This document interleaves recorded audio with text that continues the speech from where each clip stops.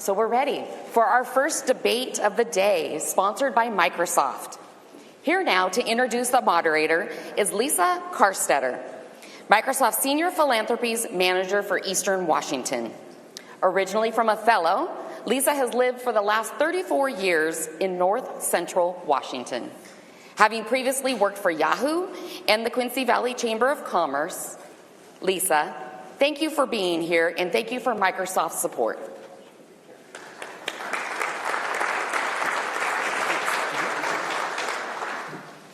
Thank you, Tracy. Microsoft is proud to be here today in support of the 2024 Policy Summit and delighted to be sponsoring the OSPI debate session. Public education plays a vital role in our community. It empowers individuals, strengthens communities, and drives economic growth. At Microsoft, we believe in the power of education to drive social change, innovation, and economic opportunity. To meet the needs of tomorrow, we must invest in the students of today. We need to continue to envision an educational system that supports all learners, provides necessary college and career skills, and enables curiosity and civic engagement. As Microsoft embarks upon its 50th year, we have had the honor and privilege to work alongside and learn from all of our partners across the state, from OSPI, ESDs, districts, and community organizations, all striving to support Washington students, educators, and families. Together, we have expanded access to dual credit, created work-based learning opportunities, and strengthened the high school diploma. And there's more work to be done. As we embark on a new era of technology and with the emergence of AI, education equity becomes critical to ensure that no child is left behind. Together, let's continue to champion the cause of education and work towards a future where every student has the opportunity to succeed. And now we are excited to host the first of 4 debates as we hear from the candidates for Superintendent of Public Instruction. Our moderator today is Renee Radcliffe Sinclair, President and CEO of TVW, Washington's Public Affairs Network. Prior to joining TVW, Renee served as a member of the Washington State House of Representatives and in state roles with the U.S. Chamber of Commerce and Apple. Renee, thank you for joining us and for moderating, and thank you to TVW for broadcasting this debate live. Renee, the stage is yours.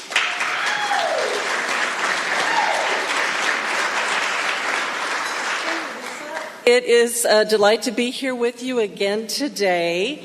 And I just want to remind you that democracy starts when we make the time and effort to know the candidates who wish to represent us in elected roles. So thank you for being here today, and thank you to AWB for lining up a full day of opportunity for us to meet the candidates. I would like to invite the candidates to the stage at this time. And while they're coming, I will share with you that the candidates have been briefed on today's ground rules. They have both agreed to those ground rules, and at some point during today's conversation, each candidate will have an opportunity to question each other, and at the end of our debate, each will have an opportunity to wrap up their comments. We have tossed a coin to determine who will go first. I was there. It was very fair. And going first today, we will have candidate Dave Olson, who has served as a Peninsula School Board member since 2013. He's a retired naval officer, Navy diver, and electrician. He served on the Pierce County Charter Review Commission in 2016 and has worked in the banking industry as well. And then we also have with us Chris Rakedahl, presently serving as our state superintendent of public instruction, elected to this position in 2016 and again in 2020. Chris also served 3 terms in the House of Representatives and 1 term on the Tumwater School Board, and Chris is also a former high school history teacher. And according to the coin toss, David, we will allow you to provide your opening statement. We're ready. Ready? Yes. So good morning. My name is David Olson. I'm running for Superintendent of Public Instruction. I want to first start by thanking Association of Washington Business and the Greater Spokane Incorporated for hosting today's debate. As she said, I'm a retired U.S. Navy officer. I spent 28 years in the Navy. I started as an electrician, went to hard hat diving and underwater welder. I went in as enlisted, got out as a chief warrant officer, so I learned it the hard way, going to chief warrant officer. I've served on my school board for 11 years. We've done some really great things in my school district. I've served during the pandemic and also during the McCleary decision that impacted our state in certain ways. However, I think during that time, we've done so many good things, and I think that our experience makes me a good candidate and the right candidate for this office.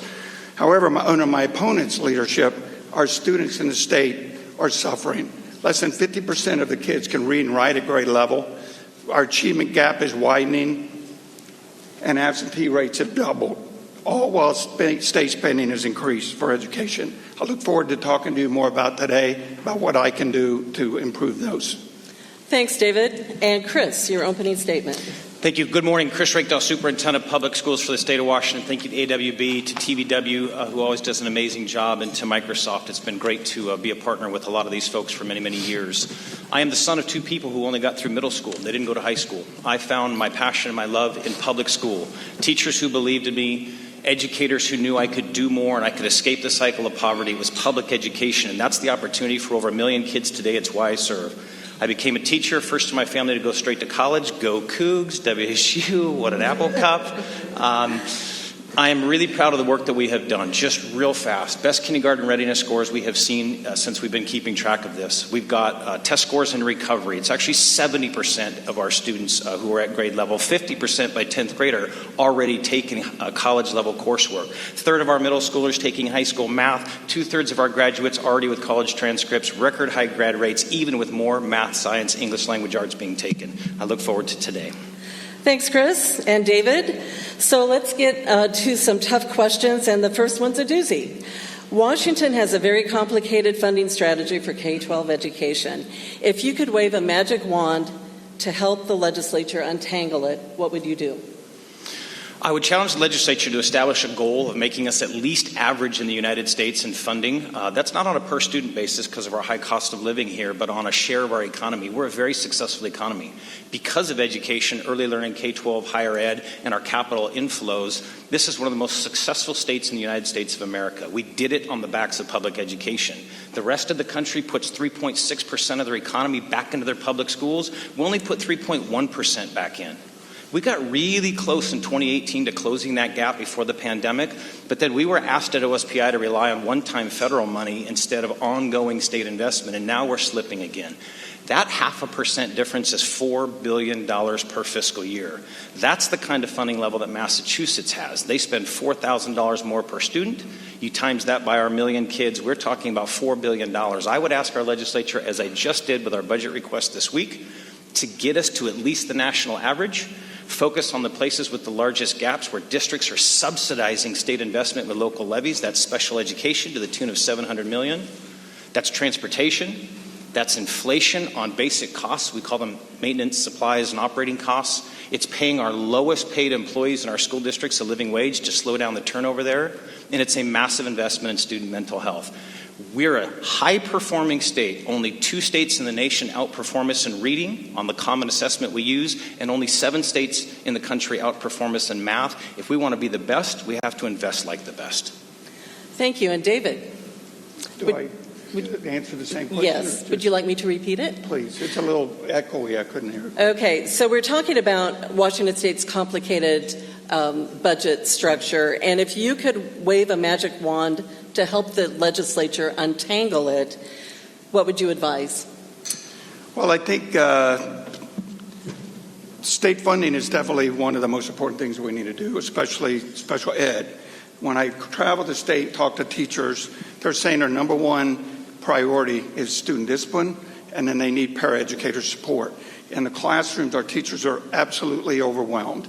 Under the leadership of my opponent over the last 8 years, we've actually been spending more in education, less per capita than we should be, but we are spending more. But our academic outcomes are not showing the outcome of spending more money.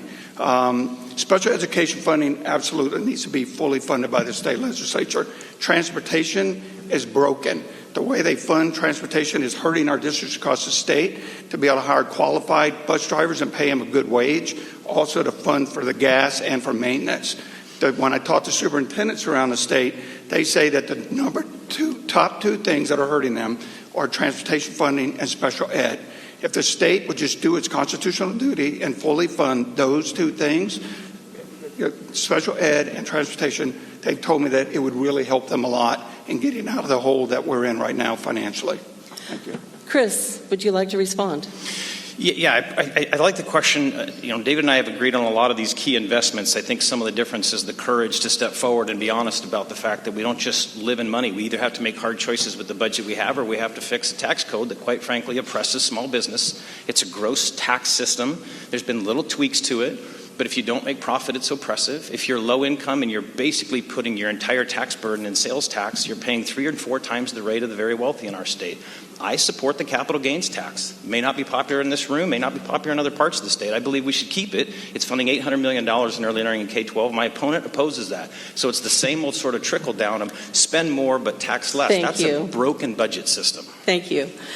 David, the next question is for you first. Speaking of complicated, in January of 2007, a lawsuit was filed on behalf of 2 families against the state of Washington.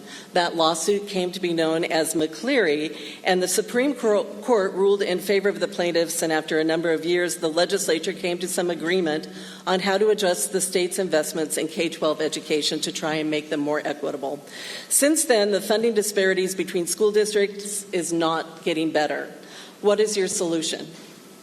Well, I think the state legislature, in my opinion, should be held in contempt again for not fully funding education the way they were before the McCleary decision. The McCleary decision resulted in a 2-year stopgap budget that infused a little bit more money into the state.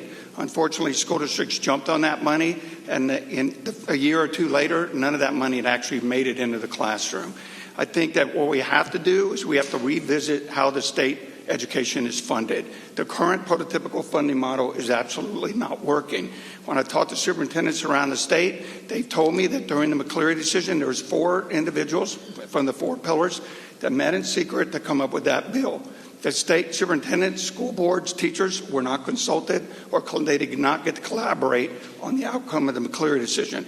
We need to go back to the table, revisit how we fund school funding. We need to do it weighted so that our rural school districts and high poverty school districts get a better funding than what they're currently getting. Right now, under the current prototypical model, rural school districts and high poverty school districts are not getting equal share of our state budget, and it's determined by the zip code. We need to fix that. It's inequitable, and the state needs to meet its constitutional duty and go back to the drawing board on how we fund education. Thank you. Thank you, David. Chris, should the legislature open up McCleary? Well, I think they're going to have to at least meet the constitutional obligation. I think they got awfully close. The state Supreme Court said you're off the hook. This was 5 or 6 years ago. The second that happened, I think other priorities began to dominate the legislature. Understandably, we all want to address homelessness issues. We all want to address the opioid issues. We've got enormous risk to vulnerable families. It's not that these aren't high priorities. It's that they're using the same broken tax code to try to do too many things. So if we're not going to fix the revenue code and make it more equitable, then we are going to have to prioritize. I put forward a budget. It sounds like David and I agree on this. I'll take a full endorsement on my website if you want of our budget. You got to fill up the hole first, because we saw this 7 or 8 years ago when people said we need to work on the funding formula, and what they did is they used it as an excuse to not fund anything and really put our districts in jeopardy. So let's not continue to harm school districts and students and communities by trying to reinvent something, which we should examine. We should figure out more weighted models. Today, $1 billion of our $17 billion per year is focused on high poverty students, on meals. Since I've been superintendent, we've more than doubled the number of kids who have access to breakfast and lunch. We are a progressive state, a bit in spending. We can do a lot more. This is something we agree on, but don't fail to invest today because you want to perfect the thing later. That would be the worst case scenario.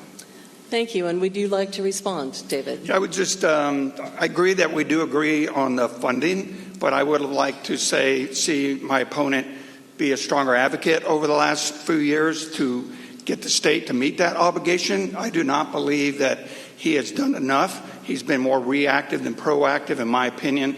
to get the spending under control as far as how much we give our schools across the state. As superintendent, I will be much stronger advocate and be more proactive to lobby our state legislature to fund our schools. Thank you. Thank you, David.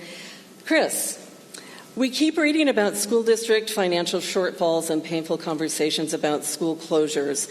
And the state recently placed the Marysville School District, you know this better than anybody, under enhanced financial monitoring.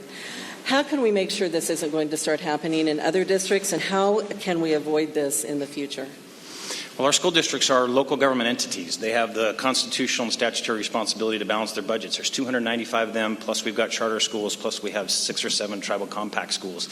Those locally elected board members are local governments, just like your city or your county.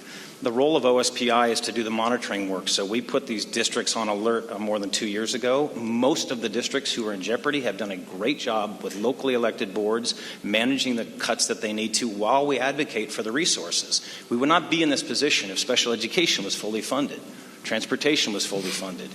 But what also came along was a scenario where we were asked to rely on one-time funds. Our districts did a fantastic job not relying on those permanently. They knew not to. Those dollars have gone away. We are the #1 state in the country in the efficiency of those federal ESSER dollars. #1 in the nation. Every dollar spent on the allowable uses. And then you combine that with the perfect storm of both declining birth rates and the fact that some families chose homeschool in grades K-3, and you have a recipe for districts who needed to get on their reductions very, very quickly while we work on funding solutions. As superintendent, I've been a part of increasing funding by $5 billion in this state. That barely got us to the 3.1% of GDP that I talked about earlier. So it's a combination of investment, the alert system that we put in place. We only have 5 districts out of 295 that are in binding conditions, but we've got to shore up their investments and challenge them to keep being efficient when they have enrollment declines, because our declining birth rate will continue to put pressure on districts for years, and the legislature needs to help them with that. Thank you, Chris. And David, as an elected school board member. It's very unfortunate that across the state we're seeing so many school districts struggle, like Marysville. Seattle Public Schools are looking to close 20 schools. Marysville is currently in binding conditions.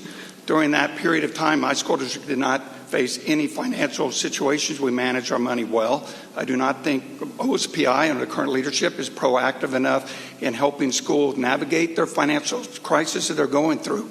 He mentioned ESSER. However, in 2022, the Department of Education had an investigative IG that came out and found OSPI was negligent and mismanaged almost $2 billion in ESSER funds. The 2022 supplemental fund, or the ESSER fund preliminary finding, said that almost $1.85 billion was not properly allocated across the state to schools. I think if they got that ESSER money on time and efficiently and then been told how to effectively spend it, some of these school districts would not find themselves in such a dire situation today. That COVID money, that ESSER money that was not allocated, was meant for student needs, health and safety, operational continuity, and also for overhead and keep schools open. So I think they should have done a better job in handling the ESSER money. Thank you. Thank you, David. Would you like to respond, Chris? Yeah, there's no such audit that claims that. On our website, if you go to chrisrakedal.org, there's a shameless plug. Go check it out. We've got a facts versus myth page there. Our U.S. government audited 2 states randomly, Washington and Kentucky.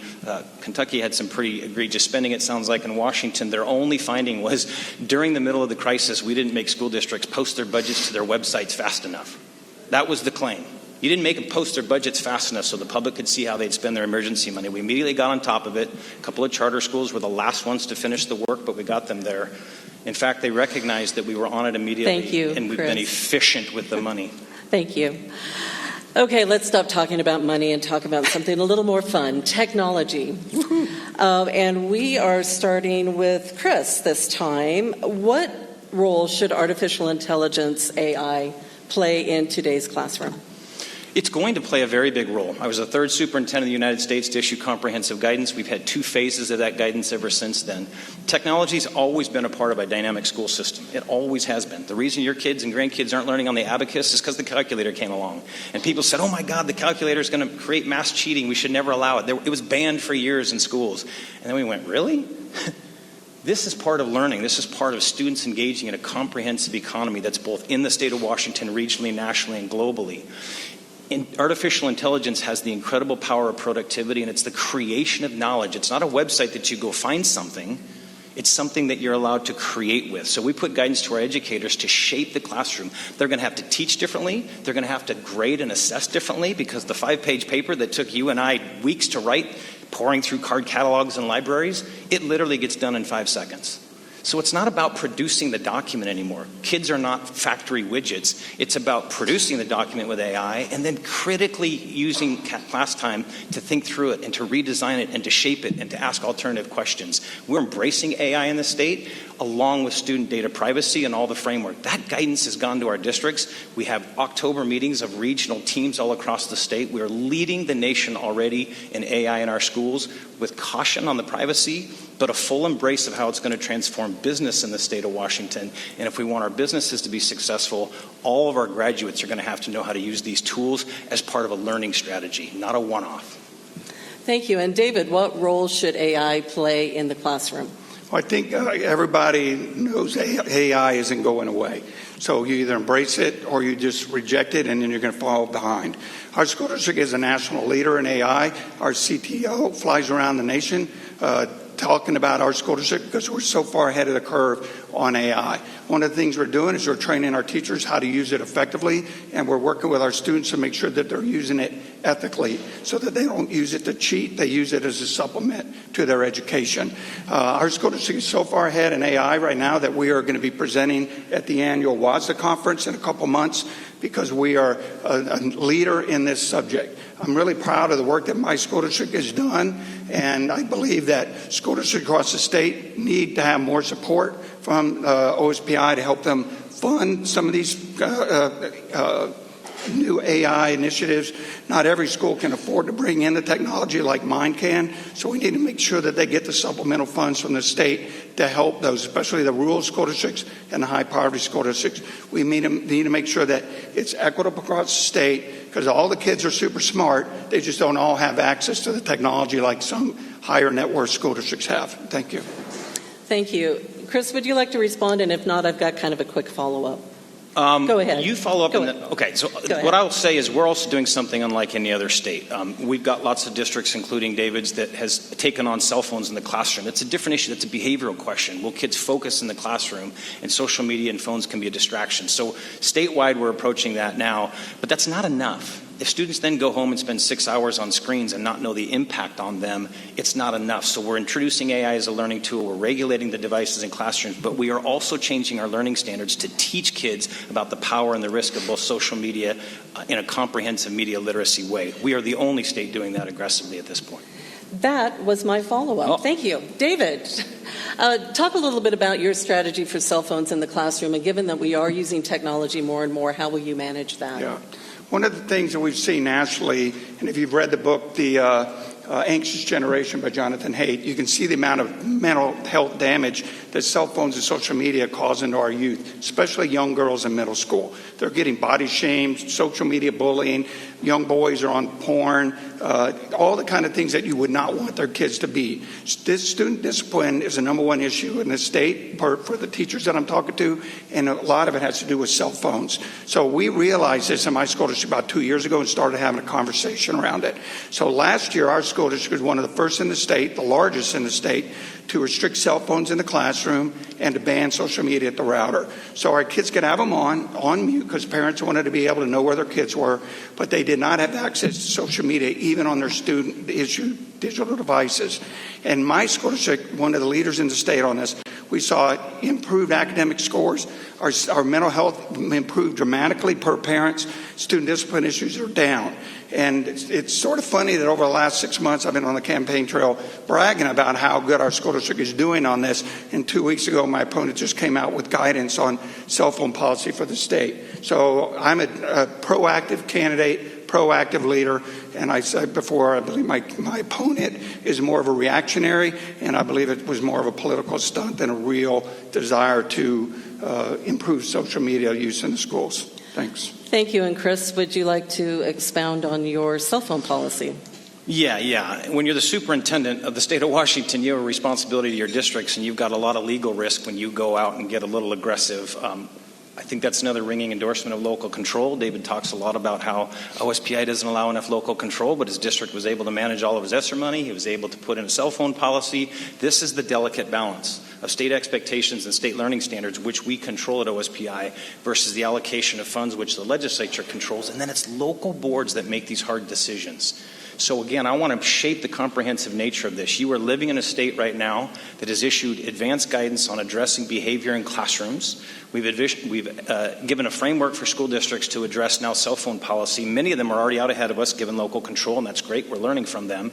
But we're also the only state that has put forward a comprehensive media literacy strategy. It's not enough to regulate phones in classrooms. If kids go home and use the stuff for 6 hours a day, get to bed at 2 o'clock in the morning, don't get nutrition and sleep, and then come to school struggling. There's got to be a comprehensive educational effort around that. That's what we're doing. And on top of that, we're educating our educators to say AI is a tool that is going to help you develop more tailored learning for individual kids. We put out comprehensive guidance when the research is there, and I'm very, very proud of the educators in the state of Washington. Thank you. And David, would you like to respond? Yeah, I just think it's, as a leader in this in the state, I do support local control, and some school districts might want to have a more rigid standard than what we did, and some might want to have a little bit more of a lax standard. But I just think that we need to get ahead of this. It is causing damage to our students. Nothing that the student has on their cell phone in school is not found on their digital device. So I think having that cell phone out, we collaborated with parents, students, and teachers to get a successful policy in place. And I think that I can scale that up statewide if I'm elected. Thank you. Thank you. And we can't really talk about screen time without talking about mental health, and it's already come up here today. Chris, we'll start with you. What level of mental health services do you believe should be offered by our state's public schools, and how do you propose to pay for those? So we've been doing this work for a long time. Many of you, when you went to school, you knew you might have had a school psych or a counselor, and most of the time that's a referral system. They are not highly trained, especially our school counselors in high acuity mental health risk, but we've increasingly invested in this. I advanced a budget request to the legislature, which they graciously funded for $300 million in additional staff positions around this. So we are adding staffing to our schools. The third year of that investment kicks in this school year. More psychs, more mental health support specialists, and referral systems. So it's not enough to just put more resources in classrooms, especially if you're in rural Washington. You may not be able to get that school psych. So we've also built regional mental health networks. I made the executive decision with some of that federal dollars to build these networks. We've asked the legislature to backfill that. They've backfilled about a quarter of it. My budget request will ask them to backfill the whole thing. In some rural communities, it's about sending an expert to them so that they can work with students, or even some telemental health supports, because we don't have those professionals necessarily in every community. So we pay for it with basic ed dollars. We challenge the legislature to make a priority out of it. All of these things are hooked together. Direct supports for kids, regional mental health systems. We have threat assessment for high-risk kids for sure.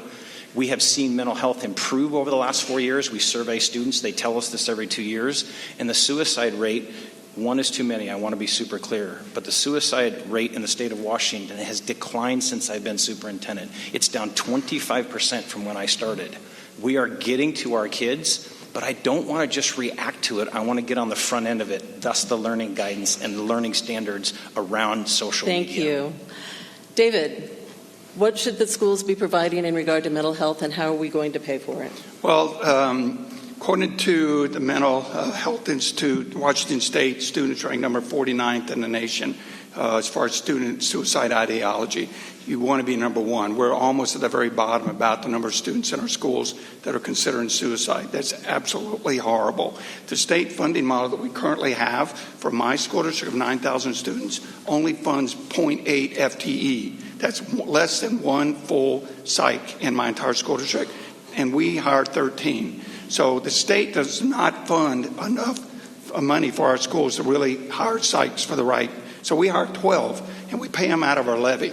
Levy money is not meant to hire psychologists. Our teachers are not trained psychologists. They need those extra supports, in the class so that we can do early intervention, early identification of students that might be struggling. The cell phone policy in our school district has definitely helped improve student mental health, but I do not believe schools are in place. They're there to educate our kids.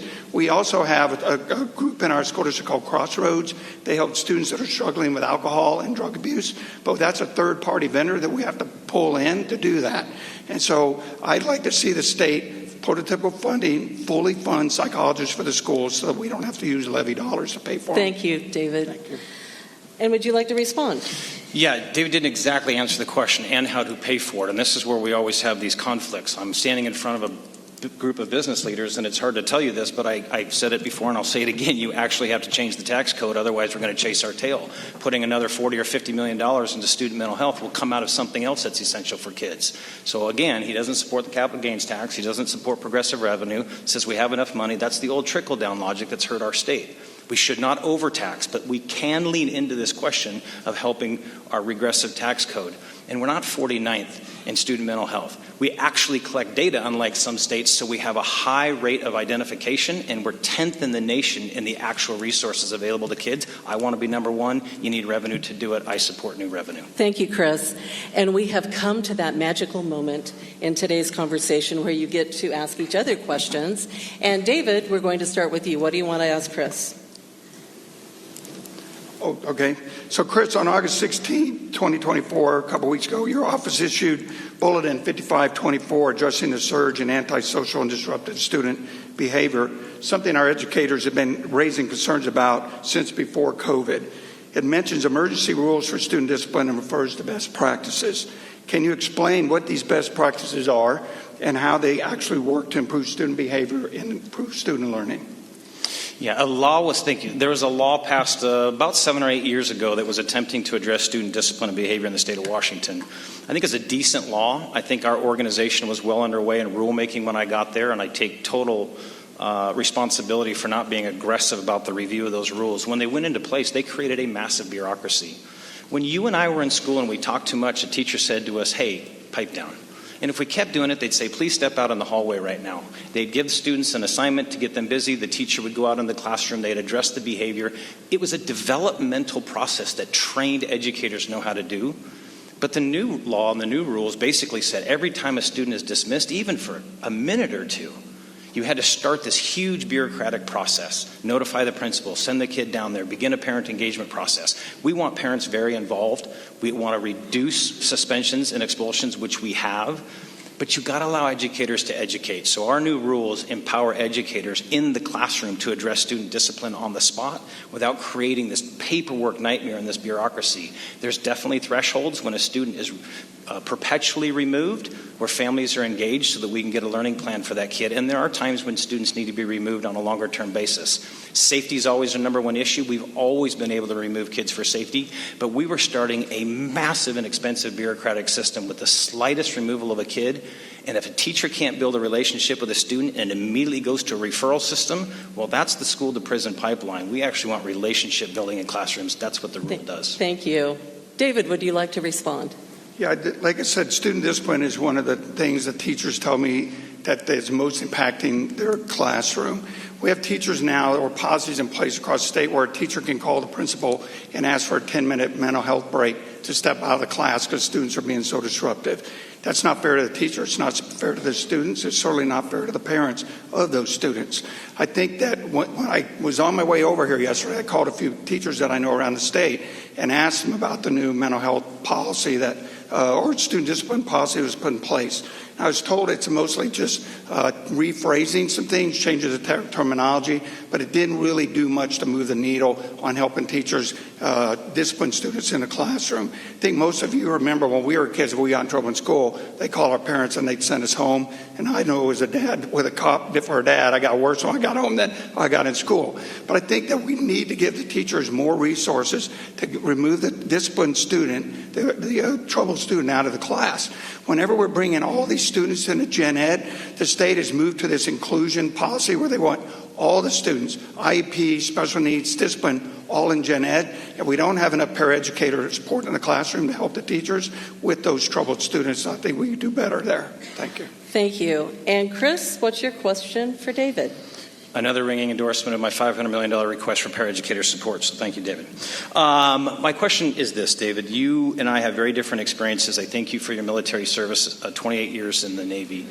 That's very different than being prepared to run a school system. I grew up in Washington State. I attended Washington State public institutions. I was a classroom teacher and a school board member. I served on a foundation board, worked in higher ed. This is a process of developing young people. So my question is, you stood right in this town this last spring, called DEI, Diversity, Equity, Inclusion work, horrible, awful stuff. You were proud to have banned it. You said other things that were worse. Why should students at all believe that you are a champion of equal opportunity with the words you've said, including you would be happy if our universities went bankrupt in order to save America? Now, I know you were pandering to a mega audience, but why would kids believe that you are the leader they can count on through the entire education spectrum? Well, I appreciate that, and I've been pretty outspoken since then on radio, TV, whatever, to say that I was being facetious when I said that. I'm a big advocate for the skilled trades, and when I said during that speech, hey, if everyone went to skilled trades and all the universities went bankrupt, that'd be great. Well, I was being facetious. I said I was being facetious. I obviously don't mean that. I have a college degree. My wife's a school teacher. My sister's a college professor. 3 of my kids have degrees. As far as the other one about DEI, I would just tell anyone in this room to come to my school district and look at all the positive things that we are doing in our school district to advance harassment, intimidation, and bullying. We make sure every child in our school feels welcome and supported and gets all the resources and opportunities they need to get a quality education. And, unlike my opponents who's a career politician and can spin words really well, sometimes as a volunteer elected official, sometimes I misspeak. I have said that, that I own things, and I could have said some things a little better that day. But I will say, just come to my school district. Look at all the amazing things we're doing. We're a leader in the state around all the academic success. We have green schools. We're a leader in AI. We're doing all we can. We have literacy task force to make sure our kids have all the resources to be outstanding students, and we're advancing CTE. But we're doing everything we can in my school district, and my 11 years on there, to welcome all students, regardless of race, color, gender, or whatever, to make sure they feel safe and welcome in our schools. Thank you. Thank you. Chris, would you like to respond? Well, I think words do matter, and I think leadership matters, and you have half the diversity numbers of the state, you have half the poverty numbers, so I don't doubt your compassion. I've never doubted that. I have a great deal of respect for that, but words matter, and they're hurtful, and the rest of the state is significantly more diverse. High populations of migrant youth, high student populations in the central Puget Sound that need additional support. They are clinging to the representation of a more diverse staff in order for them to have the success that we've achieved, and we have achieved a lot more success. So, my message to you is respect every student as if you're the school board member of a school district with 90% free and reduced price lunch of immigrant families who are learning English for the first time, contributing to our economy, and not dismiss it as some horrible thing. I know it is something that you do, and it's funny you call me a politician. You've been in your role longer than I've been in mine, and you're an elected school board member, but it's pandering to the extreme of your party who is latching onto this stuff, and it's dangerous nationally. It's caused threats all over the country, and I think it's dangerous in our state when we start vilifying things that are really important to learners and educators. None of you disagree with diversity of our workforce, equity opportunities, and the inclusion of folks. It's how your businesses are going to be successful with a growing, diverse electorate. And I don't think you should dismiss it. I think you should apologize publicly for it. Thank you, Chris. And that's actually a great lead into our next question, which is, we know that more than half of our state's K-12 population are considered low income. How do you propose to evaluate the needs of these students and prepare them for the world of work so they can break out of that cycle of poverty? And we're starting with you, David. Okay, thank you. What I'll say to that is the Educational Opportunity Gap Oversight and Accountability Committee, which is underneath OSPI, is responsible for tracking the achievement gap in our state. Under the 8 years of the leadership of my opponent, the achievement gap in our state has not gotten narrower, it's gotten wider, especially of students of color and high poverty and students with disability. They are being left behind. I believe that we need to do more to reach out to these struggling school districts in those rural communities, in those high poverty communities, and do a better job of allocating the funds into those schools to make sure that those kids have the resources they need. The opportunity achievement gap, my opponent ran 8 years ago that he would narrow the opportunity gap. That's not happening. It's getting wider. We have schools in our state that are more segregated today than they were 30 years ago. It's not working. There's schools in the Seattle Public Schools that I've heard about and talked to teachers there, again, that are segregated. And students there don't have the funding, the technology that richer school districts get. And the state needs to reprioritize and do more to send funds into those high poverty school districts and rural school districts that don't have the opportunity to give their students what they need to get a leg up so that they can do a good job when they get out of high school. Thank you, David. And Chris. Thank you. Saying something doesn't make it true. You actually need data. What we've done in this state is get a record number of low-income youth access to early learning at record levels, 3 and 4-year-olds. That's why we've seen the kindergarten readiness numbers and those gaps close. We've now got 50,000 kids learning dual language. When I got here, there were virtually no true two-way dual language programs, kids teaching each other their language as they learn math and science and English language arts. We now have a record number of kids in high-cap programs, highly capable programs. It was less than 3.5% when I started. It's now 7.5% of elementary school kids. The fastest growth in those high-cap programs, students of color and low-income students. Our graduation rates are at a record high level right now, with more math, more science, and more language ever being taken. College participation rates are near record highs right now, and the fastest growth have been Native American youth and black youth. The fastest growth in dual credit, so college and the high school, Running Start, AP, are students of color and low-income students. You can't just say gaps haven't been closing. They are absolutely closing on the things that matter, the building blocks to excellence. Test scores very flat for all students across the world, not just the United States or Washington. So if your only measure is a standardized test mandated by the federal government, we can have a conversation on why that's flat. It has a lot to do with cell phones. But the building blocks of success, we're leading the nation in, and we are closing gaps. And that's why students tell us how proud they are of the programming changes in their school districts with the money we've invested. I hate cutting people off, but we are trying to stick to a time schedule here. David, would you like to respond? Yeah, what I would say is that our new annual assessments just came out last week, and it shows that we did not improve overall year over year. And if you do a deeper dive into the assessment that just came out, it shows a huge disparity in our students of color, Native Americans, and students with disability. It just came out on the OSPI website. Tellingly on that website, though, in past years, they showed students that were meeting grade level. But when the needle's not moving in the right direction, my opponent moves the goalpost. So now the reporting on the OSPI website now shows students at level 2 that are meeting foundational, it's gobbledygook of words, but he's now rolling it up to make it look like the state is doing a lot better than it really is. So when you get criticized by me, criticized by my former opponent, criticized by NAEP, the National Assessment of Educational Programs, and the Seattle Times, then something's wrong. You don't move the goalpost. You work to fix it. Thank you. Chris, share with us a little bit about, we're in a room full of employers, your strategies for those students who are preparing for university and those students who choose a different skills and technical training. Yeah, it really builds nicely on the last question.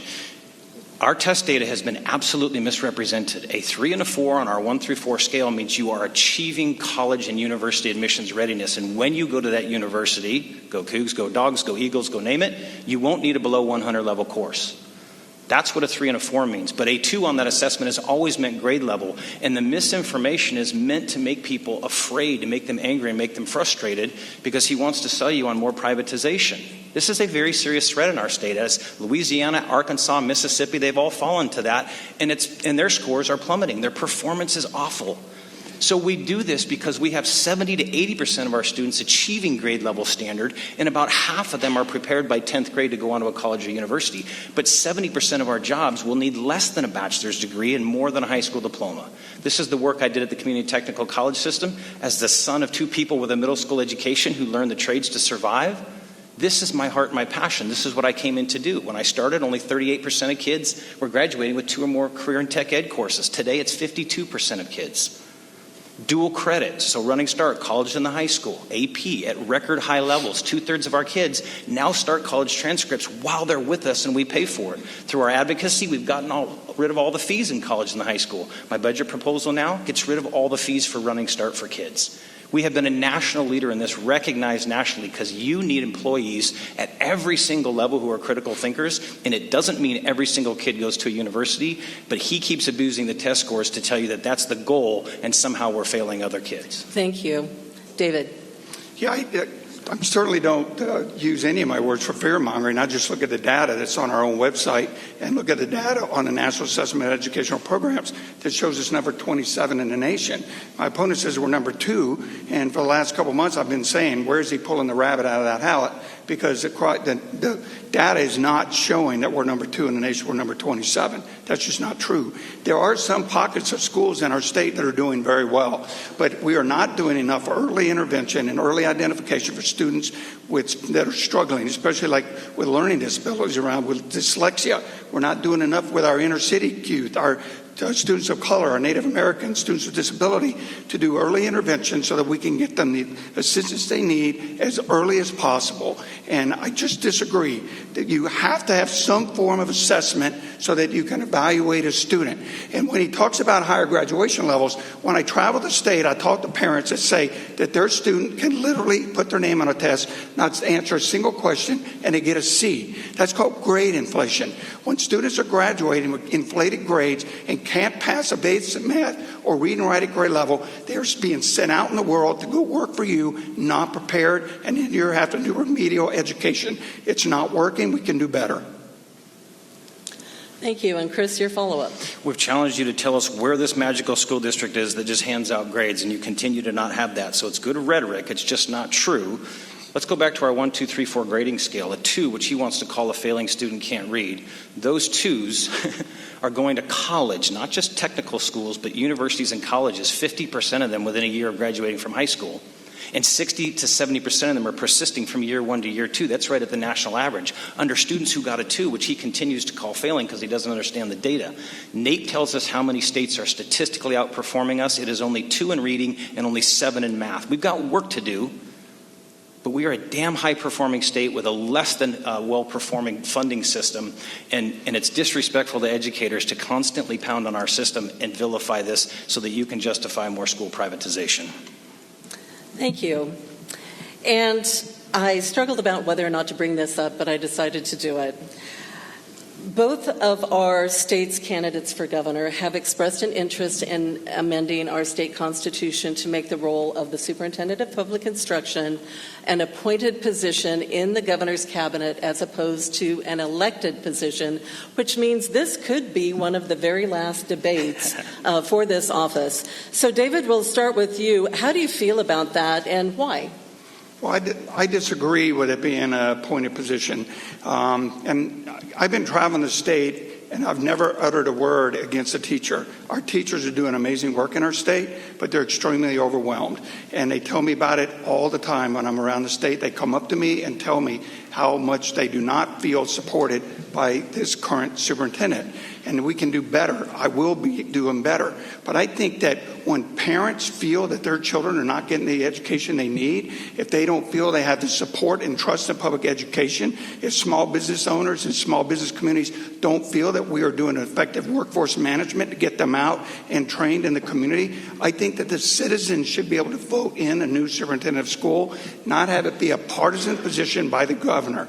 If that's the case, you're going to have the same political party who's already been in there for 40 years, and it could be in there for 40 more, and they'll just keep appointing their person. I think this is far too important. It's about the future of our kids, the future of your grandkids, the future of workforce development, and I think the voters should have a say in this position. So I do not support making an appointed position. I think it's wrong, and it's a disservice to the citizen and the parents and even the teachers. If the teachers do not feel supported by their superintendent, which many across the state are telling me that, and so are superintendents, then I think they should make the decision and vote in a new superintendent when the time comes. Thank you. Thank you, David. And Chris, how do you feel about a proposed constitutional amendment, which is not an easy lift, by the way. Yeah, that's where I was going to start. It takes the 2/3 of the House and the Senate to change that and a vote of the people. Here's what I've said. A, it's not the first step, but it is a viable option to make governors more accountable to public ed. We get a bully pulpit as we run for this. Whether David wins this election or I win re-election, I get to put budget requests out there that really reflect the nature of our communities. I have the endorsement of teachers, of classified school employees, of Career and Tech Ed Association. Everyone who's endorsed institutionally has endorsed us because they know how much we support their work. That isn't what's in question here. He talks about partisan. He's the only one officially standing in front of you endorsed by a state political party, the Republican Party. So I don't think it gets more partisan than that. And so you can suggest that a governor would make it more partisan. I think the idea is that a governor would then have to take greater responsibility for the budget of K-12 if it wasn't an office down the street in the old Capitol building. That said, it's step 2. Step 1, efficiency. We have 7 agencies in this state that over the last 80 years the legislature has created. They pulled it off of OSPI. Different standards board for teachers, a different board for graduation requirements, a different board for career and tech ed, a different board for college transitions. We're spending $3 million of your taxpayer money on salaries and benefits for executives of those boards. Make them efficient, get it back under OSPI for efficiency, and if the voters still want to put it under the governor, I will support that. But do the efficiency for the taxpayer first. Thank you. Would you like to respond, David? Well, it is a complex situation. We have way too much bureaucracy in our state, way too much bureaucracy in having multiple oversights for education. And I think that we could streamline some of that. I think that we've got too bloated. I know that in the 8 years that my opponent's been in his position, he's added 100 new positions to OSPI, high paid, but we sure haven't seen the benefit over the years. Academic standards.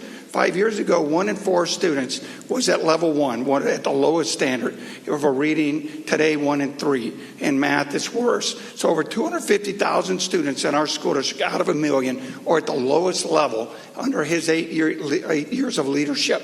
Way worse than just the 5 years pre-pandemic. We can do better. So I believe the voters need to make that choice, not a governor. Thank you. Thank you. And one more question coming from you before we get to closing statements. And Chris, we'll start with you. What are your plans to address the massive learning loss of students during the COVID pandemic? Would you ever shut down the schools again like they were during the pandemic? Was it the right or the wrong thing to do in the first place? Yeah, thank you. The massive school learning loss was 2% of our scores. Our test score, raw score, fell 2%. We've recovered 1% of that. So let's be really clear. There are learning challenges that have been happening in the country and internationally, particularly in reading going back 12 years. As soon as the smartphone was in the hands of 50% or more of our children in the United States, reading scores started to go down. So this wasn't just about a pandemic question. The recovery has been robust, despite what David says. Math scores have recovered every single year. We've recovered in reading and flattened out a little bit, so we've doubled down on reading supports, including some AI-supported software that I think will be very, very powerful. We had to shut down because public health officials made that recommendation to the governor. It's the governor's call, and I support it, and I support it today. If we had the same pandemic that took 1 million lives, but we could wear masks, which his Moms for Liberty supporters thinks was ridiculous, if we had to go remote for a while, which we've now learned how to do very effectively, I would never choose that as a learning option. But in a pandemic crisis, when you don't know whether a virus is going to strike the lives of young children, you absolutely lean into public health first. We did it well. We recovered. As soon as we had a ubiquitous vaccine, we went back to in-person. It was saving 6,000 to 8,000 lives as a result of that. So we were trading off some impacts to kids, which were very real, for saving lives. That's what the governor had in his hands, and that's what he chose to do. All the courts upheld his executive authority. When some of David's supporters opposed it and violated the law, their own voters pulled them out of their school board seats because they wanted school safety to lead over political ideology. Next pandemic won't look like this one. We'll certainly be better prepared. If children's lives are at risk and we don't know whether the vaccine will work or not, you absolutely protect kids first. Thank you. And David. Thank you. I would probably argue that some of Chris Reykdal's supporters also didn't really like wearing masks either. Our school board never shut down during the pandemic. We wore a mask every time, and I made sure as president of the school board that everyone there wore a mask. We asked them to leave. So it was a difficult time. We had one of the more draconian lockdowns in the country.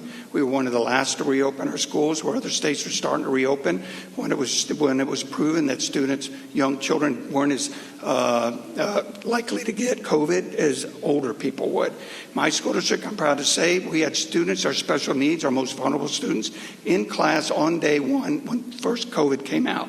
We worked with our school union and teacher union to work that out so that we could have our most vulnerable kids in school on day one, and it was really beneficial for us. Coming out of COVID, we realized there was learning loss, so we set up a literacy task force. We flew around the state, sent people out to learn what the science of reading so that we could do a better job of reaching out to these kids, and that's why our state is one of the leaders as far as academic performance, because we took it serious.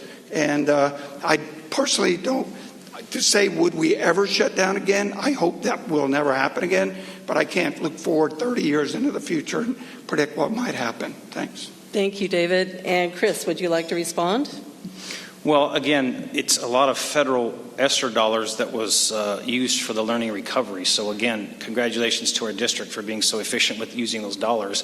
We're at the point now where we know the impact of COVID was measurable, but the longer term impact from social media, the fact that kids are reading less and candidly watching less television, but they're using social media as a replacement for that, and that is not high quality reading. We have a little bit of a motto we're building in our organization, which is fewer screens, more books, print books.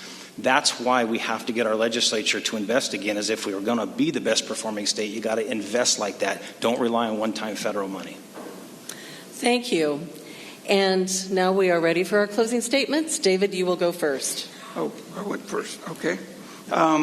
Just real quick, if you doubt any of the things I said about ESSER spending, please visit my website. I'd be happy to send you all the documents I've been referring to in an email. Thank you. I want to again thank AWB and GSI for hosting today's debate. I also want to thank Chris for a robust discussion today.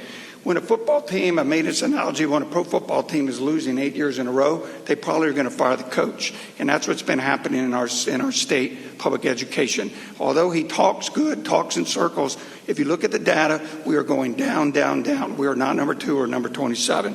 During my opponent's tenure, we've seen approximately 100,000 fewer kids meeting grade level standards for English and math, student discipline crisis, crippling classrooms, failure to adequately fund special ed, in action on one of the leading causes of student mental health, cell phone and social media, and the weaponization of OSPI against local school boards. It's no wonder the Seattle Times last year called him a cheerleader for mediocrity. Simple put, our kids can't afford 4 more years of Chris Reichdahl. We need a change. As superintendent, I will focus on student success by returning to academic rigor while providing supports for the kids who are struggling the most. Encourage parent involvement to lower absentee rates and support student success. Help overwhelm teachers by fully funding special ed so we can get pairs in the classroom. Advocating for expanding CTE programs to offer additional pathways for our students, and fix funding crisis impacting our local districts across the state by ensuring the state is doing their constitutional duty to fully fund education. Please visit my website, electdavidolson.com, and I appreciate your vote. Thank you, David. Chris, your closing statement. Thank you again, AWB, Renee and TVW, and Microsoft for your sponsorship of this particular debate. You've got some more coming along. I hope you'll ask some education questions, maybe at the highest office as well. I will say thank you for the opportunity to do this work. As I said to you before, I've spent my entire life dedicated to public education. The building blocks that result in student achievement, we are making fantastic progress on. I will grant you standardized tests are challenging because they're challenging across the country.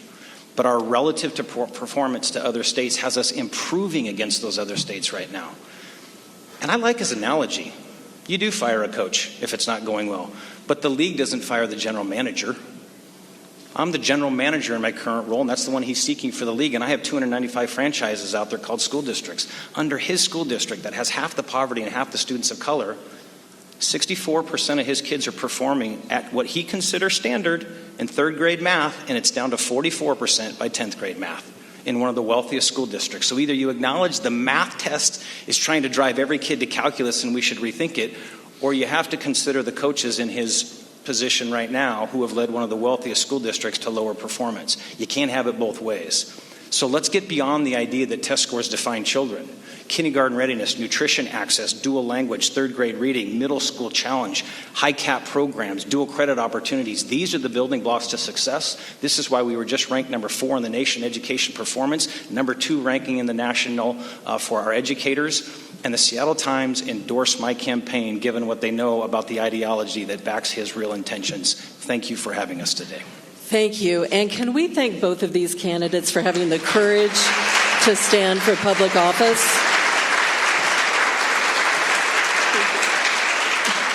And I also just want to give a quick thank you to the Association of Washington Business for hosting not only this, but 3 more debates today. And I want to remind you, as Susan B. Anthony once said, someone struggled for your right to vote. Use it. Thank you for being here. Oh, my pleasure.